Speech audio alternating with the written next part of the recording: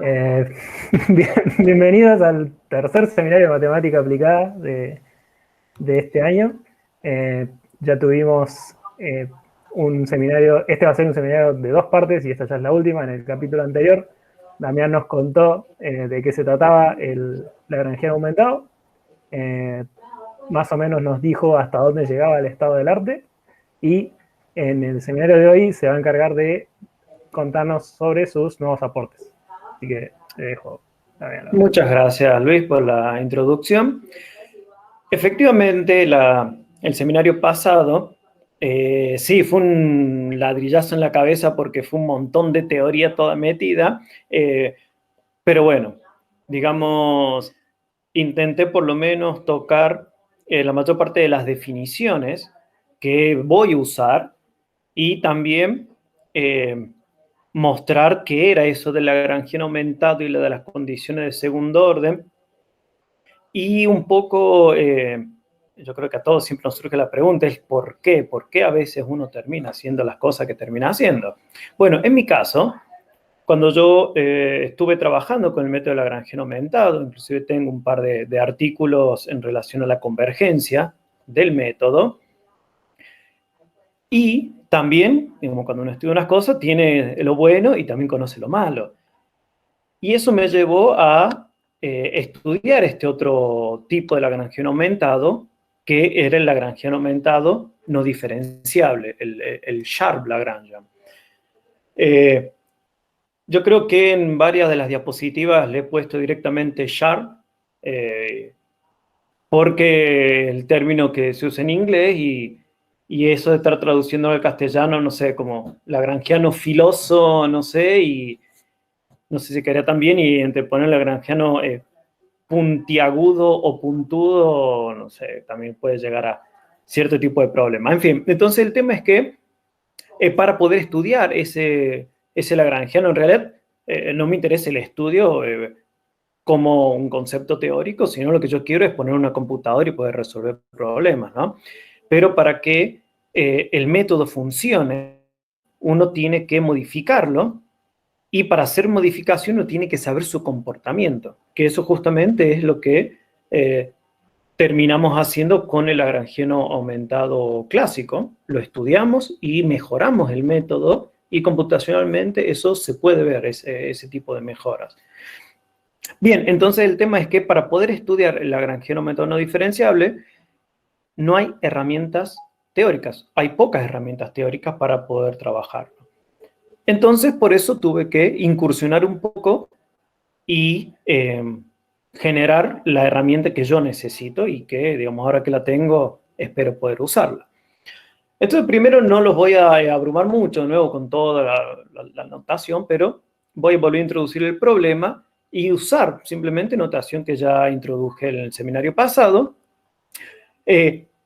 Y de ahí en adelante voy a ir marcándole las cosas nuevas por las que tuve que ir navegando para llegar al resultado que yo quería, que es tener una herramienta para poder estudiar localmente cómo se comporta esta función lagrangiana. Entonces, comencemos. El problema que yo voy a estar interesado en resolver es este problema de optimización, que yo voy a querer minimizar una función, que es una función a valores reales, toma vector NRN, me da un número, sujeto a ciertas restricciones, que había usado la letra D para el conjunto de restricciones y un conjunto de restricciones que tiene una estructura muy particular. Por un lado, todas las restricciones que son del tipo lineal, uno las puede poner de una manera que mi vector pertenezca a un poliedro. O sea, todas las restricciones de igualdad y de desigualdad, dado por funciones afines, uno las puede escribir dentro como un conjunto omega. Y ese conjunto va a ser un conjunto poliedral. Y después las otras restricciones de igualdad y de desigualdad que sean no lineales, las voy a escribir por aparte. Porque la no linealidad, por lo general, se tiene que tratar de manera independiente. Ahora, este conjunto Q circulito es el Q polar, es este conjunto que estoy escribiendo un poco debajo. Cierto que me estoy saltando un pedacito, que las funciones son 2 veces continuamente diferenciables. Si uno pregunta, ¿se puede hacer con un poco menos de suavidad? Pedirle un poco menos. Quizás sí, quizás algunas cosas se pueda hacer pidiéndole que la función tenga solamente derivada segunda en el punto, sin requerir que la derivada segunda sea continua. Pero no me voy a meter en muchas de esas cosas, y con que sea 2 veces continuamente diferenciales, todo se va a encajar de una manera coherente. Bien, este conjunto cocirculito simplemente son mis restricciones de igualdad, o sea, voy a tener algunas, este conjunto va a tener algunas de sus coordenadas, van a ser solamente el origen, solamente el 0, y en otras de sus coordenadas voy a tener valores reales menores o iguales que 0. Entonces voy a usar la letra E caligráfica para aquellos índices asociados con restricciones de igualdad, y una I caligráfica para los índices asociados a restricciones de desigualdad. Y este cono, el Q circulito, es el cono polar negativo de este cono de aquí, el Q, que es simplemente tomar para los índices asociados a restricciones de igualdad, que antes yo tenía el 0, aquí voy a tener vectores, números reales, sin ningún tipo de restricción. Y para los menores o iguales que 0, aquí voy a tener las coordenadas van a tener que ser mayor o igual que 0 para el cono Q. ¿Por qué esto? Lo que uno tiene en el cono polar es que los elementos del cono Q, producto interno con cualquier elemento de su polar, que es el Q circulito, tiene que ser siempre menor o igual que 0. El producto interno de elementos de estos conos siempre tiene que ser menor o igual que 0.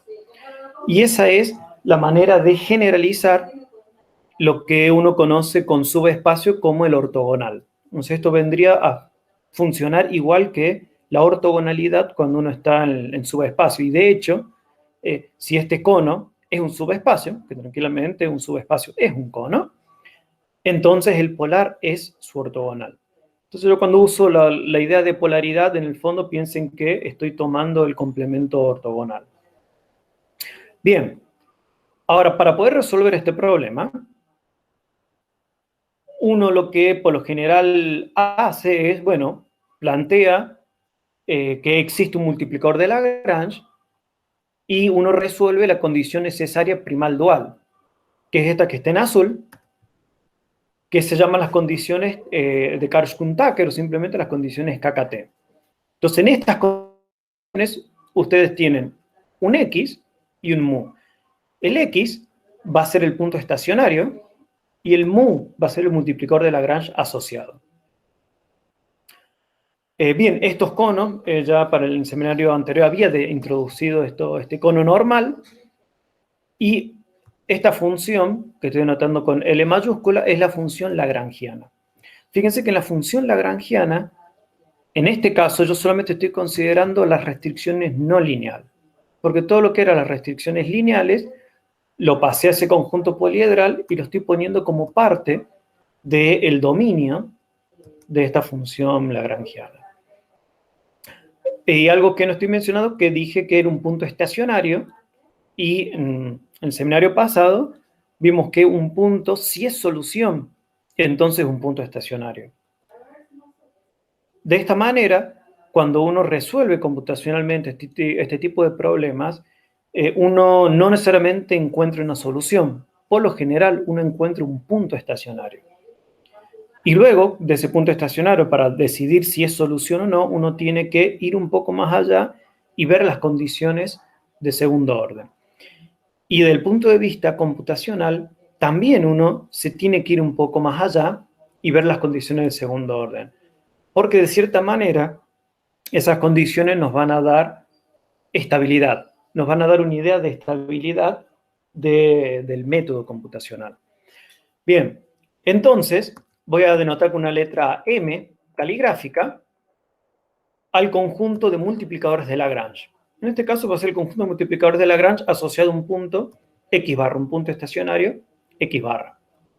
Por lo tanto, cuando yo hable de un multiplicador de Lagrange, o sea que un un elemento de este conjunto, me voy a estar refiriendo a un par X barra mu, que es solución del sistema KKT. Bien, y esto no es nada raro, digamos, si ustedes van al caso que han visto quizás en análisis 3, esto es la generalización y es la misma noción de multiplicador de Lagrange que ustedes conocen, o sea, no es otra cosa, solamente que por lo general se suele ver solo para restricciones de igualdad, y esto está con un poco más de complejidad solamente. Bien, entonces, cuando uno pasa de las condiciones necesarias de optimalidad de primer orden y quiere ver un poco más allá, necesita la de segundo orden, y cuando uno ve las condiciones de optimalidad de segundo orden, es donde aparece este cono, que es el cono de direcciones críticas. Que en el fondo el cono de direcciones críticas uno los puede ver como son aquellas direcciones donde puede llegar a fallar la optimalidad, o sea, son aquellas direcciones que van a estar apuntando para aquel lugar donde no deberían apuntar si es que estamos parados en un minimizador. En este caso, este cono, por ejemplo, en el caso cuando uno no tiene restricción, este cono ni siquiera aparece, pero en el fondo son esas las direcciones que nos van a traer cierto tipo de problema. Y lo que uno pide es que cuando uno se mueve, o sea, se para en el punto X barra y se mueve a lo largo de alguna de estas direcciones que está en este cono, lo que nos gustaría es que nuestra función objetivo crezca. Porque justamente estas son las direcciones que nos pueden llegar a molestar, y cuando yo le pido que a partir del punto X barra y yo me muevo a lo largo de esa dirección, mi función objetivo aumenta su valor, entonces eso nos va a estar diciendo que ese punto no era un simple punto estacionario, sino que era un minimizador. De ahí viene la importancia de este cono. Y aquí vienen las condiciones suficientes. Una condición suficiente, que bueno, también la mencioné en el seminario pasado, es la condición suficiente de optimalidad de segundo orden. ¿Y qué es lo que nos dice esta condición? Nos dice que existe un elemento en este conjunto de multiplicadores de Lagrange tal que para toda dirección distinta de cero, aquí le estoy sacando el origen, para toda dirección crítica distinta de cero, esta matriz, que es la hessiana y la lagrangiana, es una matriz. Cuando yo hago matriz, vector, producto interno vector, tiene que ser positiva. O sea que yo tengo un multiplicador tal que cuando yo veo esta matriz, me queda que prácticamente la definición de que la matriz sea definida positiva. Con la diferencia de que definido positivo vale cuando el vector, este vector u, es un vector cualquiera del espacio, y aquí me estoy restringiendo a un cono. Entonces, en la literatura esta condición se conoce como matrices copositivas. Son definidas positivas en un cono.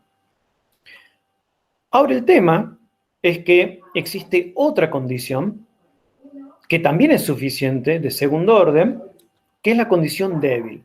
Este tipo de cosas, cuando uno trabaja, por ejemplo, con restricciones de igualdad, y uno tiene esta condición de independencia lineal de los gradientes, estas dos condiciones en realidad son una sola, porque cuando uno tiene la condición de independencia lineal, uno puede ver que este conjunto de multiplicadores de Lagrange es un conjunto formado por un solo punto. Entonces, cuando uno tiene un solo punto, no hay mucho que hacer, la condición es la misma. Pero, cuando uno tiene restricciones de desigualdad y uno no tiene una condición tan fuerte, este conjunto realmente es un conjunto. Lo que uno puede ver es que, por ejemplo, un conjunto cerrado es un conjunto que es poliedral, pero bueno, de todas formas no va a tener un solo elemento, entonces nos lleva a esta otra definición, que es la condición de segundo orden débil, que fíjense que la condición esta nos dice que para todo vector que está en el cono crítico sin el origen va a existir un multiplicador donde esa matriz cumple, que es positiva para esa dirección. O sea que en este caso, no es que dado un multiplicador, vale la condición de positividad para toda dirección, sino aquí para cada dirección voy a tener un multiplicador donde esto es positivo. Entonces, bueno, obviamente, si para un solo multiplicador vale, por lo tanto va a valer la de abajo. O sea, efectivamente, que es lo que uno esperaría con estas definiciones. Si vale la fuerte, entonces vale la débil, pero la inversa no puede no valer. Bien, la cuestión es que estas dos condiciones, lo que me van a garantizar, cualquiera de ellas, lo que me va a garantizar es que cuando yo me mueva a lo largo de una dirección que esté en el cono crítico, como esta matriz hessiana es una matriz que de cierta forma es definida positiva, lo que me va a garantizar es que mi función objetivo va a crecer. En el fondo es eso, mi función objetivo va a crecer y por lo tanto uno puede garantizar de que está parado en un minimizador y no es un simple punto estacionario. Ahora, el tema es que estas condiciones nos dan no un poco más, nos dan mucho más. Realmente hay muchas propiedades que estas condiciones de segundo orden nos dan para poder trabajar con problemas de optimización. Ahora, el tema es que para poder hacer el análisis que yo hice con el lagrangiano aumentado Sharp, lo que tuve que hacer es ver lo que existía primero para el lagrangiano aumentado clásico, que el lagrangiano aumentado clásico se basaba en esta condición, que es la condición de optimalidad de segundo orden, que no es la débil. Tuve que entender mejor cómo se obtienen las cosas usando esa condición. O sea, tuve que desmenuzar un par de cosas y después ver cómo pasar todo ese raciocinio a mi lagrangiano aumentado no diferenciable. Entonces, para poder hacer esa transición a la condición que les mostré en la diapositiva anterior, que era simplemente la condición suficiente optimal de segundo orden, es que la primera fórmula que está en azul, uno la puede reescribir y puede decir, bueno, esta condición realmente es equivalente a esta segunda. Esa equivalencia no es una cosa muy rara, es lo que ustedes, es la definición equivalente que uno tiene para una matriz definida positiva, ¿no? Cuando uno tiene que es siempre positiva, uno dice, bueno, en vez de considerar los vectores en este cono simplemente, yo los vectores los puedo escalar, los puedo mandar a la esfera unidad. La esfera unidad es un compacto, tomo el mínimo sobre ese compacto y me aparece ese beta. Entonces, ese beta es simplemente tomar el mínimo sobre los vectores que están en la esfera unidad de intersección de este cono. Y como es un cono, uno lo puede, cualquier vector ahí uno lo puede multiplicar y lo escala, entonces uno tiene esta segunda condición. Que primero que nos saca esto de tener un cono sin el origen, porque a priori es un conjunto cerrado, y yo le saco el origen y ya no nos queda un cerrado, a tener una condición donde yo de nuevo estoy trabajando en un conjunto cerrado. Entonces, bueno, esto es una ventaja. Y ahora yo digo, bueno, lo voy a escribir de esta otra manera. Esta última escritura, por ahora no tiene mucho sentido, bueno, de hecho no tiene nada de sentido, pero fue la que me permitió entender el concepto cuando yo lo quise usar para la otra condición de suficiente de segundo orden, que es la débil. Fíjense, la única diferencia que estoy haciendo aquí es escribiendo el multiplicador que yo tenía en la fórmula anterior como el máximo de la intersección entre el conjunto de multiplicadores de Lagrange y un punto, porque esta es una bola, como ya lo había comentado en el seminario pasado, por lo general aquí se trabaja con bases de entornos cerradas, entonces esta bola es una bola cerrada. Y cuando yo tomo una bola cerrada y le pongo el radio 0, lo que me queda es donde estoy centrando la bola, o sea que esta bola con radio 0 es un punto. Entonces cualquiera me puede decir, bueno, lo único que estás haciendo es escribiendo el 1 como 0 factorial porque se ve más sofisticado. Bueno, Pero créanme que al escribir esta condición como un máximo, me va a permitir que cuando en vez de ponerle 0, yo le ponga un radio, lo que voy a obtener va a ser algo parecido, o no parecido, de hecho va a ser equivalente a la condición débil. Entonces ahí voy a poder jugar entre la condición fuerte y la condición débil moviendo solo un parámetro. Y las voy a tener a las dos condiciones escritas de una forma equivalente y las voy a poder manipular a las dos como si fueran una misma. Bien, entonces pasemos a la condición débil. La condición débil, ¿cómo era? Era esta que decía que si yo tengo la condición débil en un punto, ese par un multiplicador no debería ir ahí. Bien, ese mu que está ahí, ese está de más. Eso por copiar y pegar lo de la definición anterior. Es sí, solamente sí. O sea, esto que dice mu, esto que está al principio, ese no va. Yo tengo que vale en x barra, sí, solamente sí, dado un vector en el cono crítico sin el origen, existe un multiplicador donde esta matriz tiene su producto con esa dirección crítica positiva.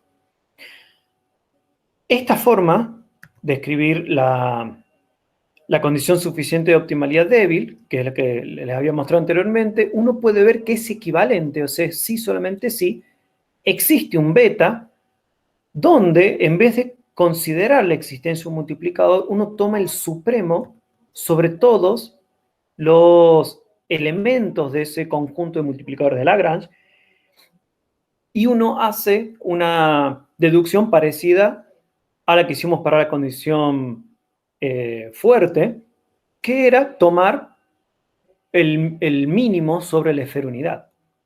Entonces uno puede convertir el mayor estricto a 0 a un mayor o igual a una constante positiva por la norma al cuadrado de U.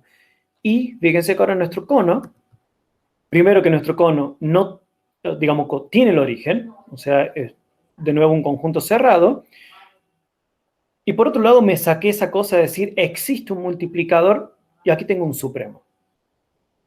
Ahora me dice, tranquilamente uno puede decir, bueno, pero un supremo no garantiza que uno pueda encontrar ese multiplicador. El tema es que cuando se demuestra esta equivalencia, que esto es algo que ya es conocido, efectivamente se puede demostrar de que el supremo se va a alcanzar, o sea que en el fondo este supremo uno lo podría escribir como un máximo. O sea, uno puede llegar a encontrar el multiplicador donde se alcance este supremo.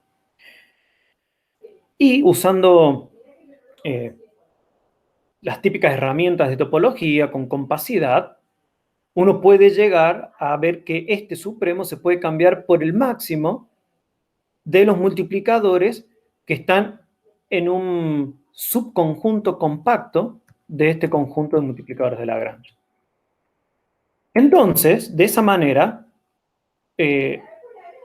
esta última equivalencia es una que, digamos, la estoy pintando en otro color, como diciendo, bueno, es un resultado nuevo, pero a lo mejor debería estar en un color intermediario porque ya se sabía que uno podía cambiar este supremo por un supremo en un subconjunto compacto. Y es lo que yo estoy haciendo aquí.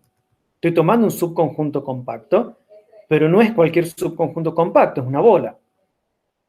Digamos, la diferencia no fue tanta, pero ahora ven que esta condición, que es equivalente, o sea, decir que el máximo, sobre todo aquellos multiplicadores que están en la intersección del conjunto de multiplicadores de Lagrange y una bola de centro muy radio R, y si ese máximo es mayor o igual que beta, por la norma de U al cuadrado para todo U en el conjunto de direcciones críticas, eso es equivalente a la condición suficiente de optimalidad de segundo orden débil.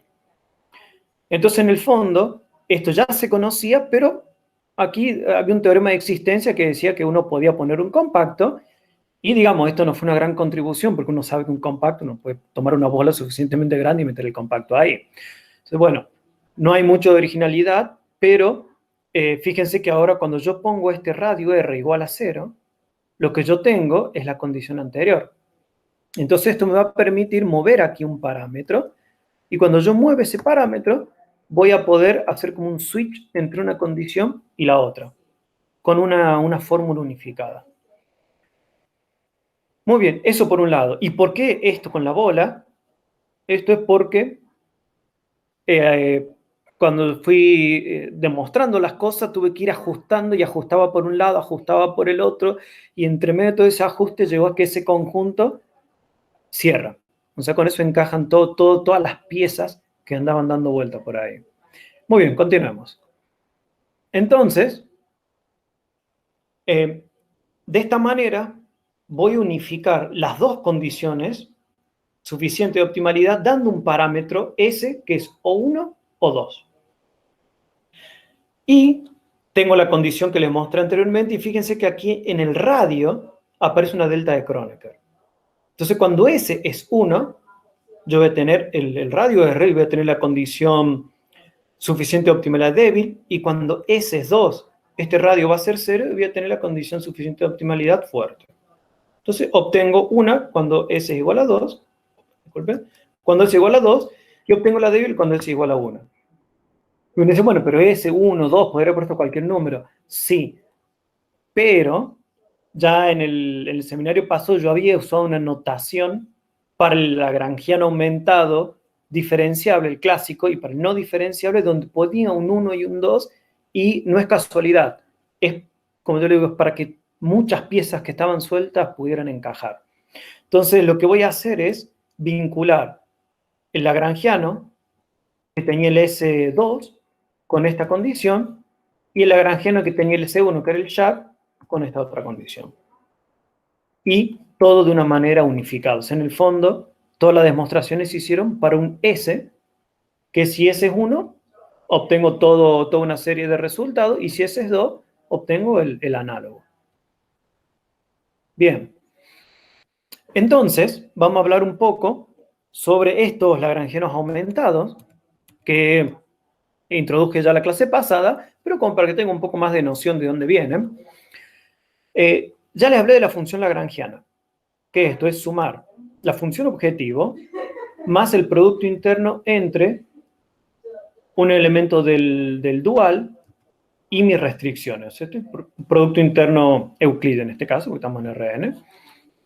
Bien, y yo lo que tengo es que si yo tomo ese candidato a multiplicador de Lagrange en el cono Q, o sea que sería sin ninguna restricción para los índices asociados a las restricciones de igualdad, y que sean mayor o igual que 0 para aquellos índices asociados a las restricciones de desigualdad.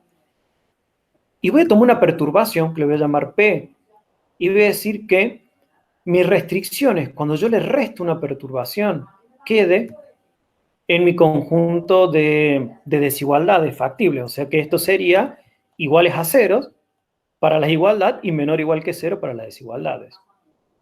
Entonces, usando esta propiedad que yo les dije, que lo que definía un cono y su polar era que el producto interno era menor o igual que 0, cuando yo hago el producto de mu y g de x, simplemente sumo y resto esta perturbación P, y este primer término tiene que ser menor o igual que 0, justamente por la polaridad del cono, y lo que tengo es que mu por g es menor o igual que mu por la perturbación.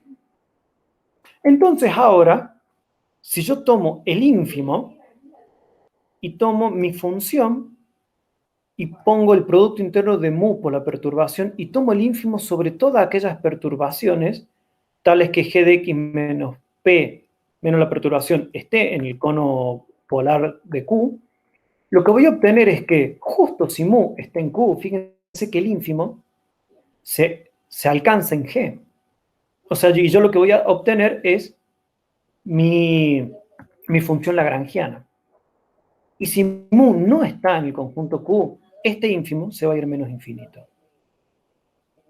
Entonces uno dice, bueno, pero O sea, mi función lagrangiana la puedo escribir así. Claro que la puedo escribir así. Pero tengo el problema de que ese candidato a multiplicador de Lagrange no puede estar en cualquier lado. Porque si no está en este conjunto Q, tranquilamente voy a obtener el menos infinito y eso no me sirve. Entonces una pregunta que uno se puede hacer es cómo podemos modificar esta función para obtener siempre un valor finito. Y bueno, si ustedes ven aquí, lo que yo tengo es un ínfimo y lo que yo muevo es el P, y esto es una recta. Digamos, es claro, si usted agarra un lápiz y un papel, traza una recta, y la recta se va a ir a menos infinito en algún momento. Aquí obviamente tengo este conjunto mu, este Q, y en algunos casos esto puede ser finito, pero digamos, no es raro que una recta se vaya a menos infinito, si yo le estoy tomando el ínfimo. Y uno dice, bueno, una recta se puede ir a menos infinito, pero una cuadrática, con las ramas positivas, nunca. O sea que si yo aquí adentro le sumo un término cuadrático, entonces nunca voy a obtener este menos infinito, ¿no? Bueno, eso es justamente Lagrangiano aumentado. O sea, cuando uno agrega un término cuadrático positivo, yo siempre voy a tener que va a existir un mínimo. O sea, ese ínfimo lo voy a poder cambiar por un mínimo. Eso es lo que se hace aquí. Este Lagrangiano aumentado, que yo lo estoy notando con el subíndice 2, es Lagrangiano aumentado clásico. Sí, también se lo conoce como Lagrangiano aumentado proximal, Lagrangiano aumentado de Géstenes, Powell y Rockefeller, etcétera, etcétera. Tiene varios nombres, pero esos son los más usados. Fíjense que el mismo ínfimo que tenía antes, pero aquí le estoy sumando la perturbación que una norma al cuadrado. O sea, cuando yo tomo el ínfimo sobre los P, esto nunca se va a ir a menos infinito por este término cuadrático que le estoy poniendo. Ahora, cuando uno hace las cuentas, yo le dije que entonces este ínfimo se puede cambiar un mínimo, uno puede resolver esto, puede encontrar el mínimo y uno puede reemplazarlo en esta expresión por el valor mínimo y uno obtiene esto que está en azul. Esta fórmula donde me aparece esta pi sub q es la proyección ortogonal de esta suma de vectores, la estoy proyectando de manera ortogonal a el cono q, y aquí tomo una norma al cuadrado y le resto mu elevado al cuadrado. Ahora, si uno escribe qué es la proyección ortogonal sobre q, recuerden que este q era algunas coordenadas, las asociadas a los índices de igualdad, era simplemente no hacer nada, porque van a estar libres, o sea que esta proyección sería dejar el argumento como está. Y para aquellas coordenadas asociadas a los índices de desigualdad, este Q eran los reales mayor o iguales que 0. O sea que lo que tendría que hacer es tomar el máximo entre 0 y cada uno de estos argumentos, eso sería la proyección ortogonal. Si uno escribe en extenso qué es esta proyección, uno obtiene esta última expresión. Uno tiene la sumatoria, obviamente, y desarrolla los cuadrados. Uno obtiene la sumatoria de las coordenadas de mu por las coordenadas de g, más r sobre 2, las coordenadas de g al cuadrado. Y aquí 1 sobre 2r y la suma sobre las restricciones de desigualdad, y aquí aparece ese máximo que les comenté elevado al cuadrado. Muy bien. Con esta fórmula también uno puede ver que esta segunda, donde está desarrollado el producto y está escrito en términos de máximo, es la fórmula que ustedes van a ver en prácticamente todos los libros de optimización computacional. Porque esta última fórmula es la que uno puede poner en la computadora y es la que se usa para resolver estas cosas computacionalmente. Ahora, si ustedes van a un libro teórico, la que van a ver es la primera, donde el Lagrangiano aumentado se lo estudia en términos de perturbaciones y por lo general está relacionado con análisis de perturbación. Y por lo general, mi zona de confort, digámosle, es en el medio. Uno puede trabajar sin perderse mucho en las cuentas y sin ir a una cosa muy, muy abstracta que a veces cuesta bajarlo a tierra. Entonces, esta es la fórmula que, por lo general, bueno, no solamente yo, varias personas nos gusta utilizar. Y obviamente esta no es la que uno pone en la computadora, la que uno pone en la computadora está de abajo, y cuando uno termina haciendo algunos desarrollos teóricos, uno termina usando las cosas de arriba. Pero bueno, tiene sus ventajas y sus desventajas.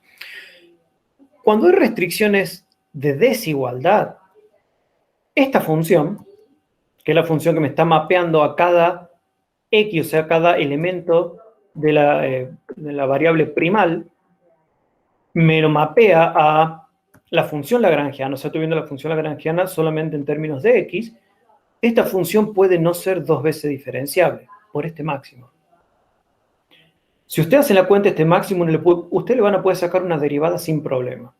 Porque el máximo entre 0 y algo elevado al cuadrado es una función continuamente diferenciable. Ahora, cuando quieran sacar la segunda derivada, ya no. Porque van a tener este máximo entre 0 y algo, lo que nos va a hacer es, vamos a tener una discontinua, vamos a tener un salto. Entonces, lamentablemente, por más de que la derivada va a ser continua, la segunda derivada puede no existir en algunos puntos.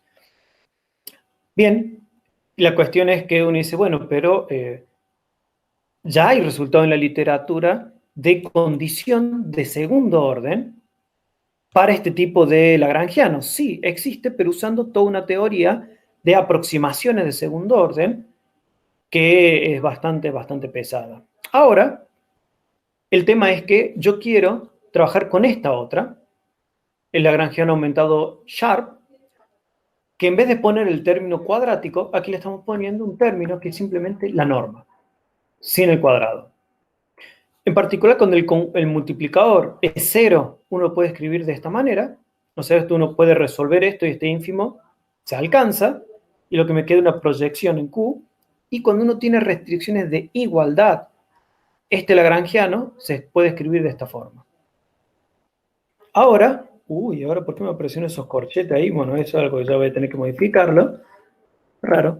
Bueno, en fin. Inclusive para los casos particulares, esta función, cuando uno la ve como función de x, es una función que ni siquiera tiene una sola derivada, o sea, no es diferenciable. Entonces, como no es diferenciable, o sea, bueno, puede ser que tenga derivada direccional, pero no es diferenciable la función. Y uno dice, bueno, pero entonces, ¿cómo querés hacer un análisis de segundo orden? ¿Cómo querés sacarle una derivada segunda a una cosa que ni siquiera tiene derivada primera? Bueno, eso fue el primer problema con el cual me tuve que enfrentar. Y bueno, aquí hago la cosa de los métodos, que los métodos computacionales para resolver este problema, uno tiene que minimizar esto en X. Estaré minimizando un problema que es no diferenciable, no convexo. Y hasta el día de hoy, aunque ustedes no lo crean, ese es un problema que computacionalmente es muy complejo. No hay método eficiente hasta el día de hoy para resolver ese tipo de cosas. Ahora, como ya les adelanté, a los lagrangianos, a los dos, los voy a escribir de nuevo con ese parámetro S entre 1 y 2. Lo único que voy a poner aquí es la norma de P elevado a la S y voy a dividir por 1 sobre S. Cuando S es igual a 2, tengo el lagrangiano clásico. Cuando S es igual a 1, tengo el lagrangiano Sharp. Listo, hasta ahí no hay nada raro. Y aquí ven por qué el S es 2 y por qué el S es 1. Solamente por eso. Podré usar cualquier otro número. Problema auxiliar. Este problema auxiliar es porque cuando yo quiero trabajar con condiciones de segundo orden, ya les dije que va a ser complicado porque no voy a tener derivada segunda en lagrangiano Sharp y tampoco tengo derivada segunda en lagrangiano clásico. Entonces lo que voy a hacer es patear, meter debajo de la alfombra la no diferenciabilidad. ¿Cómo? Voy a definirme este problema auxiliar donde mi función objetivo, fíjense que es prácticamente lo que estaba dentro del ínfimo. Déjenme regresar una diapositiva. Fíjense lo que está dentro de la llave en este ínfimo. Lo único que voy a hacer es esta norma de P, la voy a cambiar por un T. Y obtengo eso. Entonces, cuando yo vengo al problema auxiliar, tengo esta función objetivo. Y a mis restricciones yo tengo, por un lado, que antes mi restricción era solamente g de x menos p, para el lagrangiano, la voy a inflar. O sea, si g me mapeaba algo a dimensión m, entonces yo aquí tengo, en el primer argumento tengo un vector de dimensión m, en el segundo argumento tengo algo de dimensión n, en el tercero tengo algo de dimensión m, y en el último tengo algo de dimensión 1. O sea, pasé de tener m restricciones a tener 2 por m más n más 1. O sea, estoy inflando enormemente la dimensión de mis restricciones, que desde el punto de vista computacional es terriblemente malo hacer una cosa así, pero el punto de vista teórico me va a ayudar porque lo que estoy haciendo es escribiendo este conjunto y agregando este nuevo conjunto S, que son aquellos pares PT, P es un vector en Rm, P es un número, donde la norma de P es menor o igual que T. Este cono se conoce como cono de segundo orden, el cono de lado de ice cream cone, cono de Lorentz.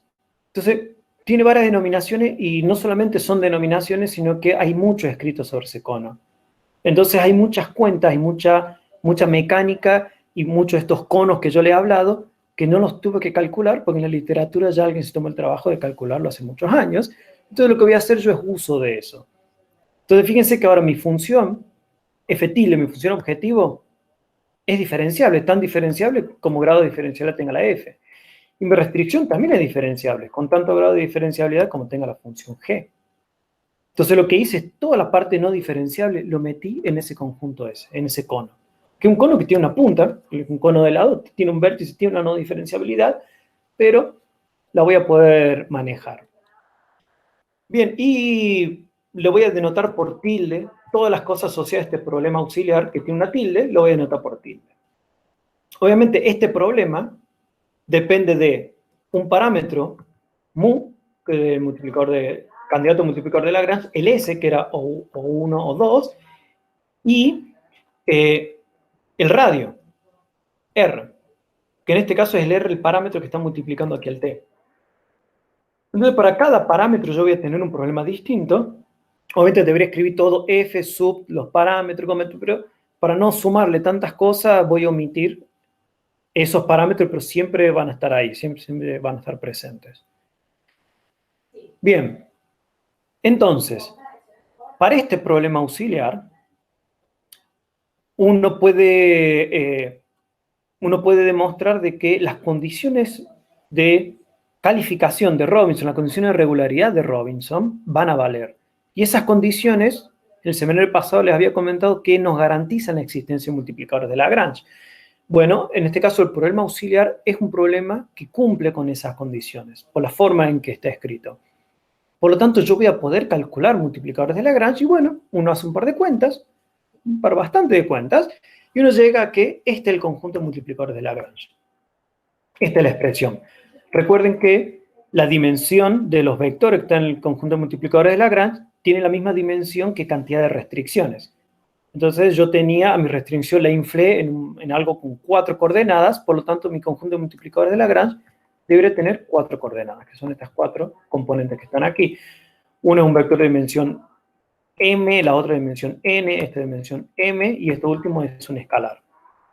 Entonces, cuando yo minimice esta función auxiliar, y yo esté en un punto estacionario, x barra, p barra, t barra, si p barra y t barra es distinto del origen, voy a tener que mi conjunto de multiplicadores de Lagrange es un solo punto. Es un conjunto formado por un solo elemento. Donde ese elemento, el primer elemento, el nu, fíjense que es prácticamente una de las condiciones que uno tiene para el sistema KKT. La otra condición me está diciendo que el multiplicador tiene que estar en una bola, disculpen, en una esfera, porque tiene igualdad, en una esfera con cierto radio. Y tiene que ser una proyección en el conjunto, en el cono Q, de una expresión de esta forma.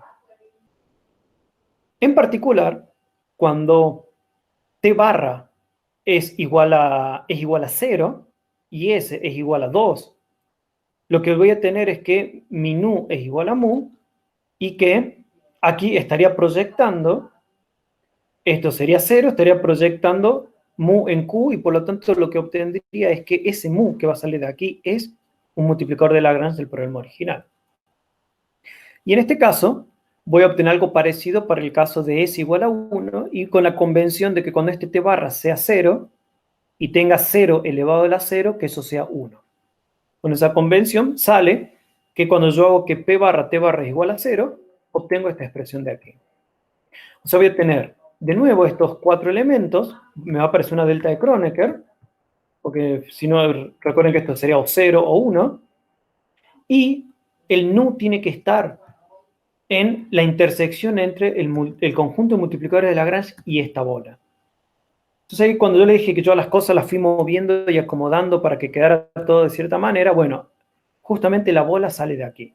Es la misma bola que yo después estoy utilizando para las condiciones de segundo orden y, oh casualidad, el S es el que está asociado a los distintos lagrangianos aumentados.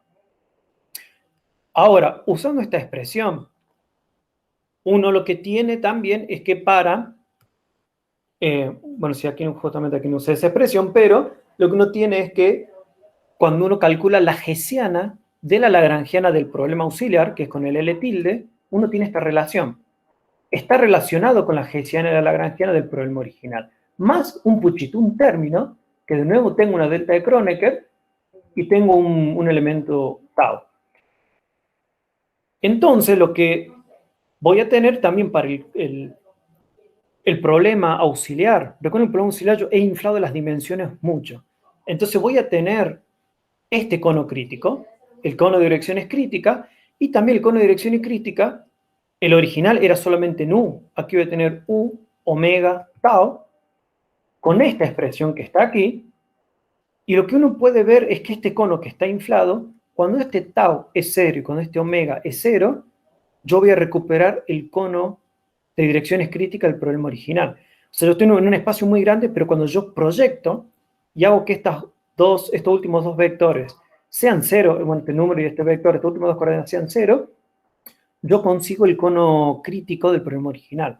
O sea, yo lo inflo dimensiones, pero yo sé que cuando yo proyecto, obtengo las cosas del original.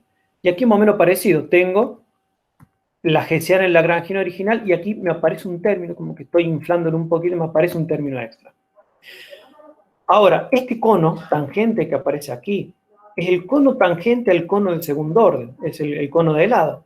Bueno, esta que está en azul, justamente no es algo que yo lo haya calculado, sino que está en la literatura. Hay una expresión bien cerrada para el cono tangente para ese tipo de conjunto. Donde depende, fíjense, cuando yo estoy justo parado en el origen, si yo tengo un cono y me paro en el origen, el mejor tangente para ese cono, el mejor cono tangente para ese cono es justamente el mismo cono. Porque ya es un cono y va a ser tangente el mismo. Entonces, bueno, una de las cosas que tiene esta expresión. Bien, y cuando uno quiere ver las condiciones de segundo orden, me va a aparecer la hessiana y la lagrangiana, pero como les mostré en el seminario anterior, me va a aparecer otro tipo de término. Entonces, lo que uno tiene es que voy a tener que conectar las condiciones de este problema auxiliar con las condiciones de segundo orden del problema original. Y este lema es lo que me va a conectar este problema inflado de dimensiones con el problema original. ¿Qué es lo que voy a tener?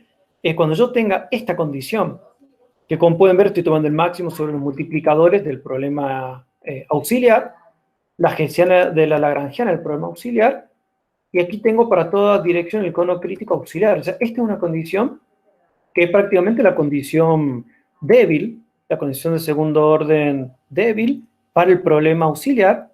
Esto va a ocurrir si vale esta condición para la lagrangiana del problema original. La hessiana de la lagrangiana del problema original.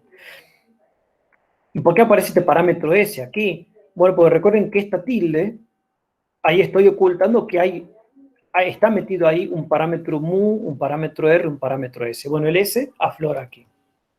Entonces, en particular, si yo tengo que mi problema auxiliar cumple con esta condición, es un sí solamente sí, mi problema va a cumplir con esta otra. Mi problema original cumple con esta condición en segundo orden. Y aquí están metidas las dos, la fuerte y la débil. Simplemente hago el S1 o 2. Entonces, de esta manera yo voy a poder viajar y yo digo, quiero analizar las condiciones de segundo orden de este problema. Bueno, viajo a este problema.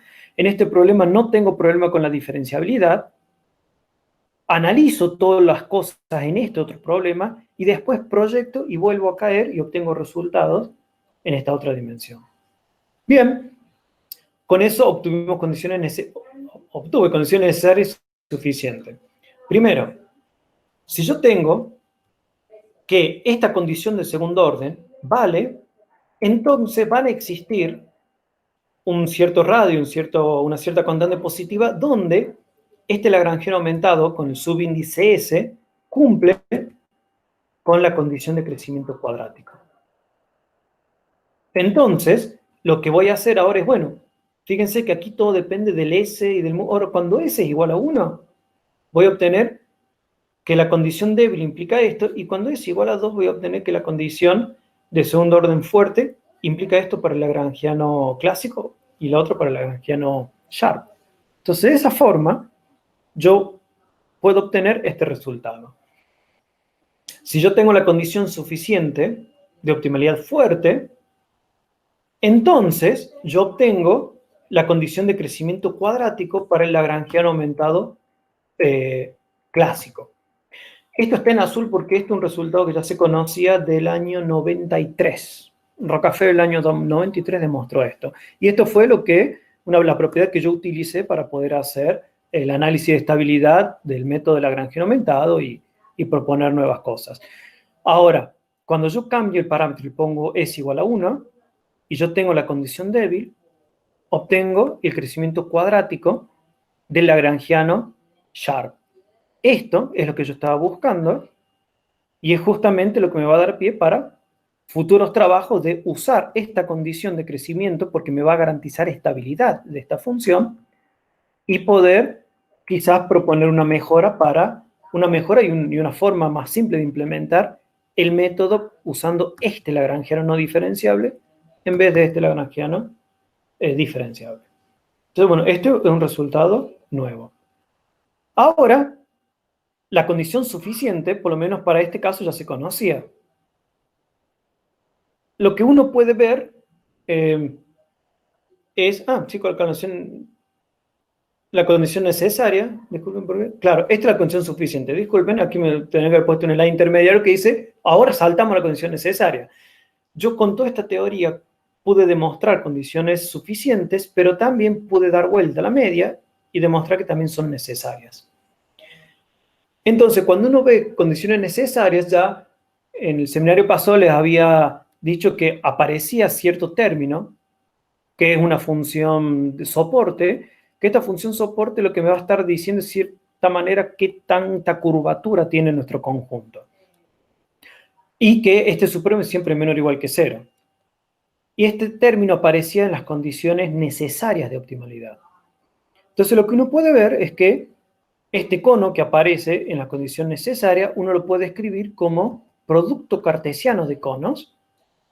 Y este cono, en realidad este es un conjunto tangente de segundo orden, para el cono que es el cono de helado, tiene esta forma. Entonces, por suerte, esas cuentas tampoco las tuve que hacer, ya existían en la literatura. Y después en estos otros conos, en estos conjuntos tangentes de segundo orden, como el conjunto Q polar y el conjunto omega son poliedrales, yo sé que la curvatura 0 es un elemento de estos conjuntos. Por lo tanto, uno puede, viendo esta expresión, uno puede probar de que la curvatura 0 está también en este cono, en este conjunto tangente de segundo orden, y por lo tanto el 0 está en el conjunto tangente de segundo orden que está involucrado en esta función soporte. O sea que yo tomo que el supremo es menor o igual que 0, pero este conjunto tiene el 0. O sea, yo puedo demostrar que el supremo se va a alcanzar justo en el 0. Y esta función va a ser idénticamente nula. Obteniendo eso, cuando uno ve las condiciones necesarias de optimalidad, el término que involucra la curvatura se me va a hacer 0. Por lo tanto, me voy a sacar de encima muchas cosas y eso lo que me va a ayudar a probar es lo siguiente. Un esquema de demostración, cuando yo tengo el lagrangiano, en este caso el genérico con el parámetro S, y yo tengo que vale la condición de crecimiento cuadrático, este término lo paso al lado izquierdo. Yo tengo que mi función del problema auxiliar es siempre mayor o igual que el lagrangiano. ¿Por qué es mayor o igual? Porque recuerden que este lagrangiano era tomar el ínfimo sobre todos los p de esta función auxiliar. O sea que, como es el ínfimo, tiene que ser menor o igual que el argumento de ese ínfimo que era justamente esta f tilde. Ahora yo tengo que esta función menos el gamma, que es mayor o igual que el lagrangiano menos el gamma por este término cuadrático es mayor o igual, por la desigualdad de arriba, que f en barra, el f tilde, disculpen, z barra. ¿Y quién es el z barra? El z barra es poner x, 0, 0. Recuerden que yo dije que cuando yo ponía estas últimas dos coordenadas 0, yo pasaba del problema inflado al problema original. Entonces, esta f tilde en ese z barra es lo mismo que esta f en x barra. Entonces, cuando uno dice, pero entonces, fíjense que esta función f tilde, cuando yo al z lo considero como xpt, es siempre mayor o igual que esta f tilde en z barra. O sea que esta función que está en el extremo izquierdo alcanza su mínimo justamente en este z barra. Entonces ahí puedo usar las condiciones necesarias de optimalidad de segundo orden, que lo vimos en el seminario pasado, decir, entonces tiene que valer esta condición. ¿Dónde me va a aparecer la hessiana de la función? Y cuando yo haga la derivada segunda de este término cuadrático, me va a aparecer menos 2 veces gamma por el vector u, que es el asociado al x. Y me va a aparecer este término, sigma. Ahora, en la diapositiva anterior vimos que este término sigma, o casualidad, para todas estas cosas se me va a hacer 0. Por lo tanto, si esto se me hace 0, este término no depende del máximo que tengo sobre el multiplicador, por lo tanto, este término de aquí lo voy a poder pasar al otro lado. Y lo que voy a obtener es que la condición de crecimiento cuadrático me va a estar garantizando la condición de segundo orden. Entonces, en el fondo, uno tiene eso. Si uno tiene esta condición de crecimiento cuadrático, entonces uno tiene esta condición de segundo orden. ¿Y cómo hice para pasar de lo tilde a lo no tilde? Simplemente tomé la dirección que sea u y las otras dos coordenadas 0. Entonces, déjenme subir un poquito. Aquí sería tomar u, este omega igual a 0, este tau igual a 0. Entonces, este término aquí se va a convertir en esto que tengo aquí abajo. O sea que ahora acabo de ver que con esto de inflar las cosas, trabajarlas y proyectar, que esta condición, inclusive para funciones de las cuales no tengo de forma de expresar su derivada segunda, sí obtengo una condición que involucra la derivada segunda del lagrangiano. Por lo tanto, cuando el parámetro este S es o 1 o 2, obtengo estos resultados que son nuevos. O sea, lo que se conocía hasta el año 93, que la condición suficiente de segundo orden implicaba condición de crecimiento cuadrático, ahora lo que yo les puedo decir es que la condición de crecimiento cuadrático me va a implicar, primero que, si yo tengo una condición de crecimiento cuadrático, el mu que aparece aquí no puede ser otra cosa sino que más que un multiplicador de Lagrange. O sea, tiene que ser un multiplicador de Lagrange. Y además, tiene que cumplir con la condición suficiente de segundo orden. Y si yo agarro el lagrangiano aumentado Sharp y tengo una condición de crecimiento cuadrático, les puedo garantizar de que en la bola de centro, este mu que aparece aquí y este R que está en el argumento del Sharp-Lagrangian, si agarro mi conjunto multiplicador de Lagrange, tiene que tener intersección no vacía con esta bola. O sea, tiene que haber un multiplicador de Lagrange que esté en esta bola. Y además, la condición débil tiene que valer en X barra. Este también es un resultado nuevo. Y, digamos, también como consecuencia de muchas de estas cuentas, recuerden que el lagrangiano Sharp era un ínfimo sobre las perturbaciones y no había una forma bonita de escribirlo. Entonces, una consecuencia es que con todo este desarrollo, también me ayudó a escribir el lagrangiano Sharp de una forma un poco más benigna, digámosle. Entonces, de esta manera, yo voy a tener que el lagrangiano Sharp se puede escribir como un ínfimo sobre un número real. Recuerden que antes aquí era un ínfimo sobre todos los P, que P era un vector, tal que G de X menos P pertenecía a un Q circulito. Y fíjense que aquí simplemente es, agarro el lagrangiano aumentado clásico, que todos conocen, y el parámetro de penalización le hago un escalado. Y le sumo este término. Y ahora tomo el ínfimo y este P es un número real. Tomo el ínfimo sobre todos los reales positivos y cuando uno resuelve este ínfimo lo que obtiene es el Sharp-Lagrangian. Entonces yo estoy consiguiendo escribir el lagrangiano aumentado Sharp como el ínfimo sobre un parámetro y una función, o sea, déjenme poner este phi de t, todos los términos que dependen de t. Esta función es una función que es continuamente diferenciable. Recuerden que antes teníamos una norma, y ustedes saben que la norma no es diferenciable en cero. Bueno, aquí esta función me está apareciendo, no solamente más bonita, sino que además es continuamente diferenciable. Y no solamente eso, sino que uno puede calcular la derivada, y su derivada tiene esta expresión.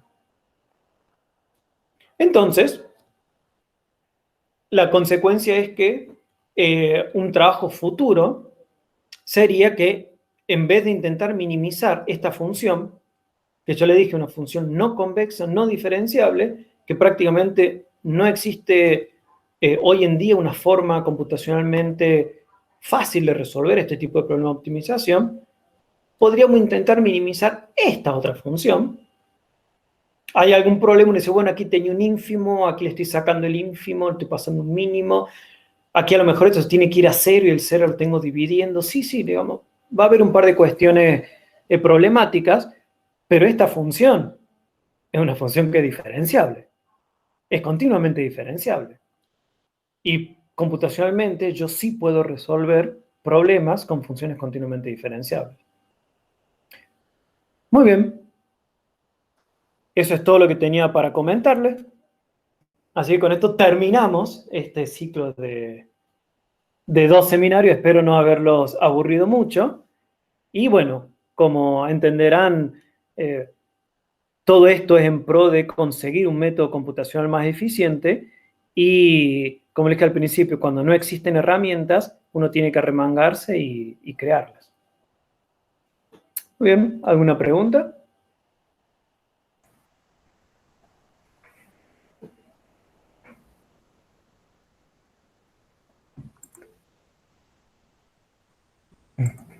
¿Alguien tiene Muy bien, de nada. preguntas, sugerencias, comentarios?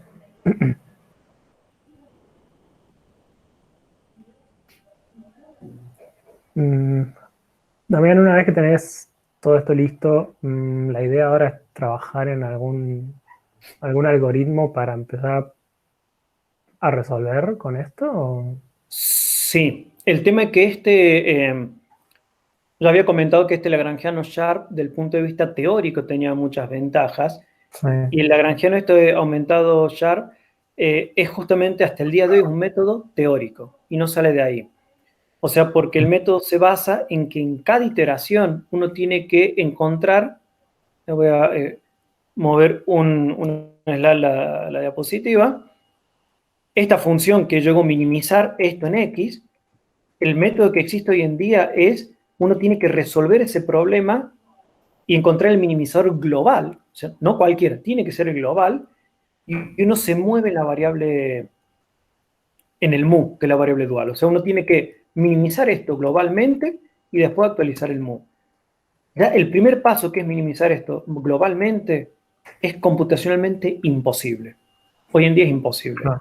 Ahora, el tema es que el método, si es que uno consigue hacer eso, el resto del método, ya, por lo cual, desde el punto de vista teórico, tiene muy buenos resultados, tiene muy buenas propiedades teóricas. El problema es que ahí es donde la teoría todavía no ha sido alcanzada por la práctica. Entonces, esta nueva propuesta es lo que, yo creo, digamos, no voy a tirar algo que todavía no lo he conseguido demostrar, pero yo creo que, primero, al tener una función que es continuamente diferenciable, yo sí la puedo resolver computacionalmente. Eso sí lo puedo afirmar. Entonces, la idea sería cambiar esa parte de la resolución computacional, resolverlo con esta nueva expresión que he encontrado, y todo lo que es el análisis de sensibilidad ya también lo voy a poder hacer, porque también tengo que, se cumple con esta condición débil, se cumple esto del crecimiento cuadrático, y el crecimiento cuadrático lo que permite es que cuando uno le pega una pequeña perturbación al problema, todavía sigue siendo estable, o sea, el método sigue encontrando solución, que es justamente lo que uno necesita para que el método computacional converja. O sea, porque viste, cuando tiene el método computacional, la verdad es que uno no para esto en el minimizador, uno lo para en un punto estacionario, y uno tampoco lo para en un punto estacionario. uno lo para en un punto que le llaman epsilon estacionario, porque uno no minimiza hasta que la norma se hace cero. Uno minimiza hasta que la norma llega a una tolerancia. Entonces, uno acumulando todos esos errores, la única forma de garantizar que esto va a terminar bien es cuando el problema tiene esa propiedad de estabilidad, que es la que me dio el resultado de, bueno, es el crecimiento cuadrático, eso por lo general garantiza estabilidad. Así que bueno, de aquí en adelante, la idea es trabajar con un método computacional o usar esto y proponer un método computacional y proponerlo en todo sentido, ¿no? O sea, plantearlo, ver que funciona y hacerle un acompañamiento con una teoría de convergencia para mostrar de bueno, que no son solamente resultados numéricos, sino también que se puede mostrar desde el punto de vista teórico que eso está bien. Eso es lo que yo espero. Ahora, hasta que ese llegue, quizá, no sé, pasará mucho tiempo, pero bueno, espero que no. Claro. Bueno, supongo que no había más consultas, así que gracias también. Nos vemos la semana que viene. Tenemos seminario de COVID, ya que todos están hablando del tema de moda. Vamos a sumarnos. Va a venir, vamos a tener gente del Bueno, observatorio. muy bien. Bueno, gracias a todos, gracias a todos por haber escuchado estas dos charlas muy densas, pero bueno, espero la próxima vez cuando tengan resultado computacional mostrarle las tablitas con resultados numéricos. Buenísimo. Bueno, gente, Muy bien. nos vemos. Adiós. Que les vaya muy bien a todos. Adiós. Chau, chau.